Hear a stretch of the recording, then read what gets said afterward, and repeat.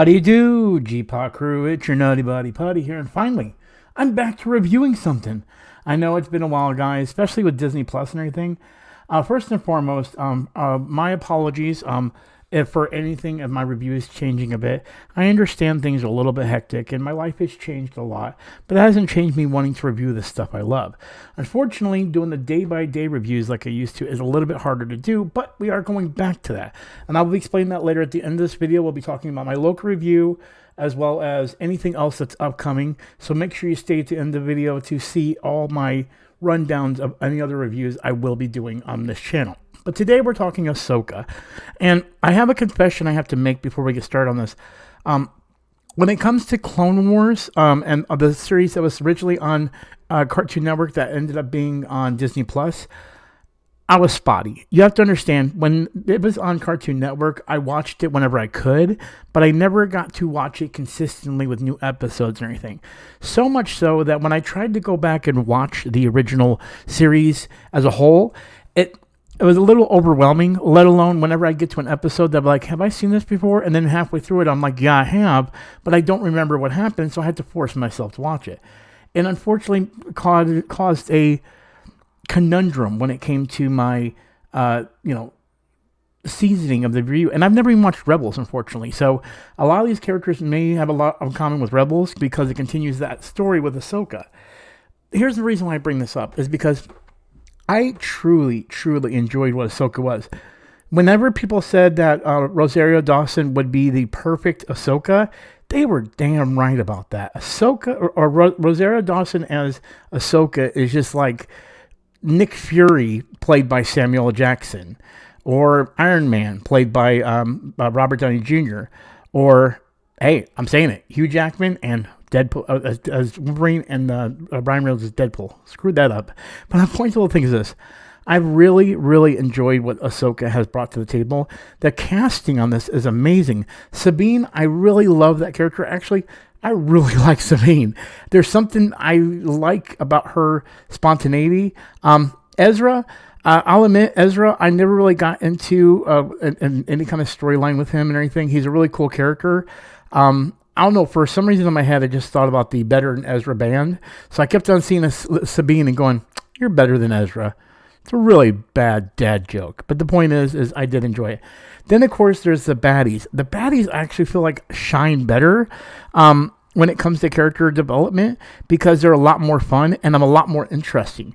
Like the two Sith that we see in this, which I won't name really too deeply into it, are very amazing to watch. They're very entertaining, so to say. I can't wait to see more when it comes to those characters, if there is more. See, I'm trying to keep this very minimal and also very diluted when it comes to my information, because I really do feel people need to watch this. The Obi-Wan series, the Endor was pretty good, but honestly, Mandalorian has been the only one that stood the times. Ahsoka, I feel like, is a good capitalization or continuation based on what the Mandalorian brought in, and at the same time, Mandalorian brought in Ahsoka. Honestly, here's my prediction. I feel like the big baddie in this show, which if you already know, you already know. I don't want to spoil it for you if you don't know who he is. You should know based on everything, but if you don't, I'm going to leave it a surprise for you. But I feel like the big baddie in this may set off something of a bigger universe. No matter what his fate might be brought into this season of Ahsoka. It's really weird to me to have this thought in my head that we're going to build on a bigger universe when it comes to the Disney Plus series. And so I'm really wanting to know, is this something that's going to be a regular basis?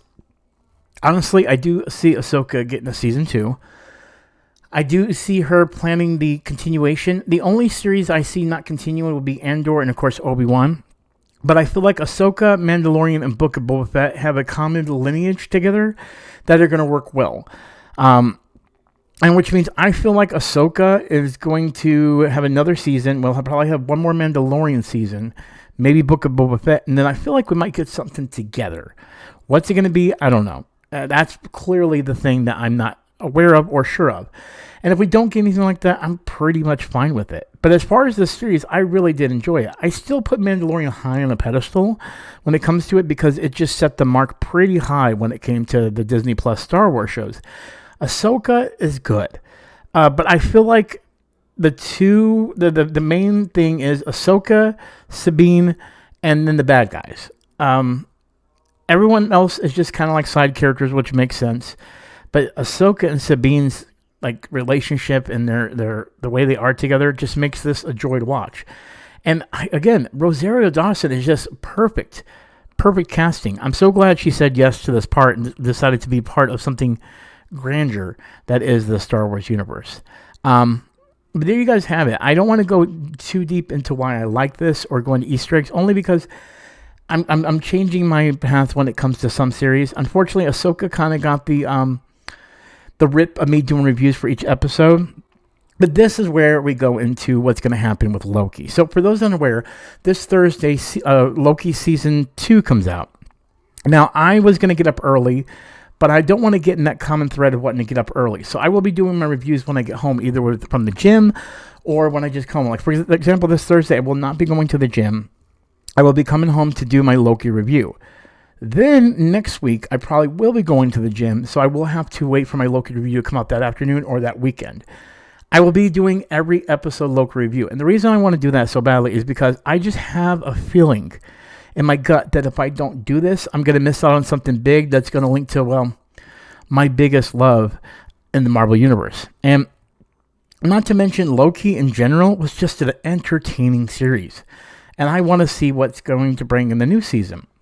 So with that, make sure you guys tune in this upcoming Thursday afternoon. I will be doing a Loki review. Also, December 27th, the Five Nights at Freddy's movie comes out. What am I going to be doing that?